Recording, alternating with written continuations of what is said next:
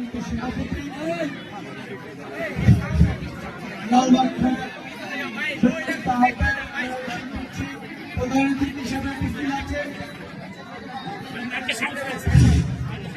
অতিথি হিসেবে উপস্থিত আছেন আমাদের ঢাকা ৭ আসনের মাটি ও মানুষের নেতা, যাকে দেশ নায়ক তারেক রহমান আমাদের মাঝে পাঠিয়েছেন।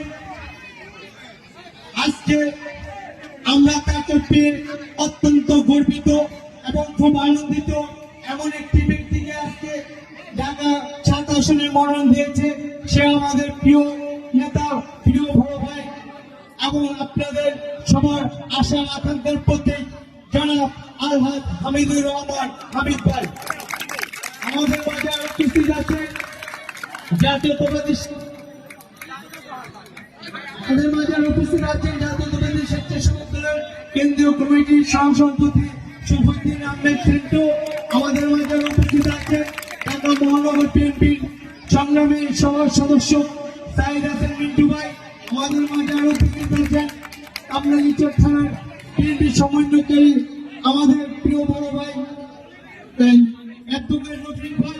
আমাদের মাঝে আরো উপস্থিত আছেন সাবেক ছাত্র নেতা তারিক আহমেদ তারিক ভাই। আরো উপস্থিত আছেন এই এলাকার সম্মানিত মা বোনেরা। সবাইকে জানাই আমার পক্ষ থেকে রক্তিম শুভেচ্ছা এবং অভিনন্দন। প্রিয় ভাই ও বোনেরা, আজকে এমন একটি ব্যক্তিকে আমরা প্রার্থী হিসাবে পেয়েছি, যিনি দুর্দিনে আন্দোলন সংগ্রামে রাজপথে নেতা কর্মীদের পাশে ছিলেন। জেলখানা মানুষ খুব কষ্ট করেছে, তাদের পাশে ছিলেন। এমন একটি ব্যক্তিকে আজকে আমরা পেয়ে খুব খুশি হয়েছে। আপনারা এই এলাকার মানুষ হামিদুর রহমান হামিদ ভাইকে ধানের শীষে ভোট দিয়ে জয়যুক্ত করবেন। সবাই হাত এগিয়ে দেখান, সবাই হাত এগিয়ে দেখান।